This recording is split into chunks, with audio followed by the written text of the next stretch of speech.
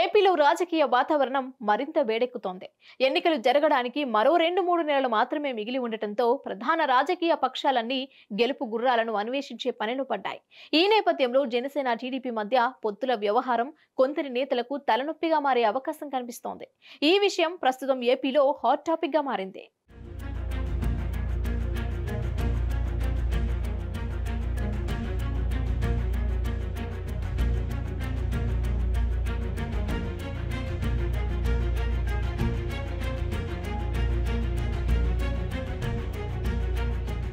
ఆంధ్రప్రదేశ్ రాష్ట్ర అసెంబ్లీకి రానున్న 2-3 మాసాల్లో ఎన్నికలు జరిగే అవకాశం ఉంది. దీంతో రాష్ట్రంలోని ప్రధాన పార్టీలు ఎన్నికలకు సన్నద్ధమవుతున్నాయి. తెలుగుదేశం, జనసేనలు కూటమిగా ఏర్పడ్డాయి. ఈ కూటమిలో బీజేపీ కూడా చేరే అవకాశం ఉందని ప్రచారం సాగుతోంది. బీజేపీ జాతీయ అధ్యక్షుడు జేపీ నడ్డా, కేంద్ర మంత్రి అమిత్ షాతో తెలుగుదేశం పార్టీ అధినేత నారా చంద్రబాబు నాయుడు ఇటీవల చర్చలు జరిపారు.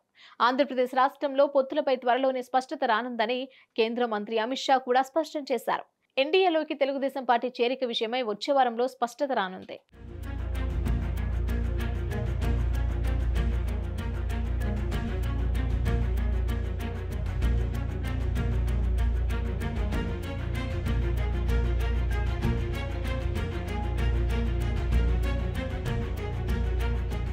తెలుగుదేశం పార్టీ అధినేత నారా చంద్రబాబు నాయుడు శుక్రవారం నాడు పార్టీ నేతలతో టెలికాన్ఫరెన్స్ నిర్వహించారు.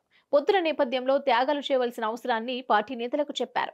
మరోవైపు వైఎస్ఆర్సీపీలో అసంతృప్తులు తెలుగుదేశంలో చేరే విషయాన్ని కూడా చంద్రబాబు సూచనప్రాయంగా వెల్లడించారు.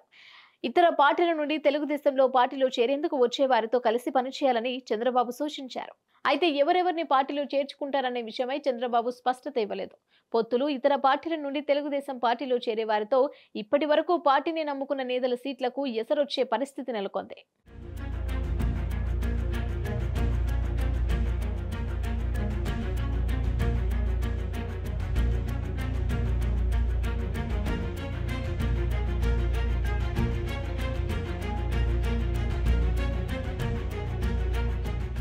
ఈసారి జరగనున్న ఎన్నికల్లో గెలుపు గుర్రాలని బరిలోకి దింపాలని అధినేత చంద్రబాబు భావిస్తున్నారు.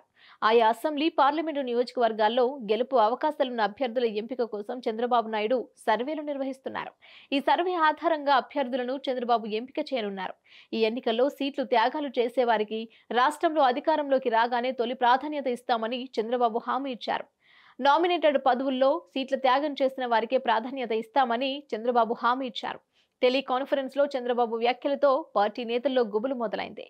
ఎవరి సీట్లు గల్లంతవుతాయని ఆందోళన నెలకొంది.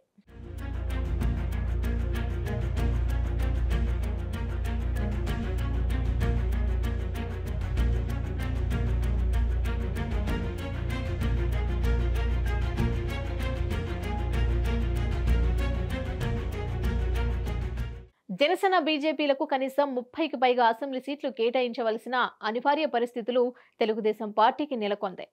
దానితో పాటు కనీసం 8 ఎంపీ స్థానాలను ప్రతిపక్షాలకు కేటాయించవలసిన పరిస్థితి లేకపోలేదు. సీట్ల షేరింగ్ విషయమై ఆ పార్టీల మధ్య పొత్తు చర్చలపై వచ్చే వారంలో స్పష్టత వచ్చే అవకాశం లేకపోలేదు. పొత్తుల కారణంగా తెలుగుదేశం పార్టీ నేతలకు టికెట్లు దక్కని పరిస్థితి నెలకొనే అవకాశం కనిపిస్తోంది. అయితే సీట్లు దక్కని తెలుగుదేశం పార్టీ నేతలు ఎలా వ్యవహరిస్తారనే విషయం రానున్న రోజుల్లో స్పష్టత రానుంది.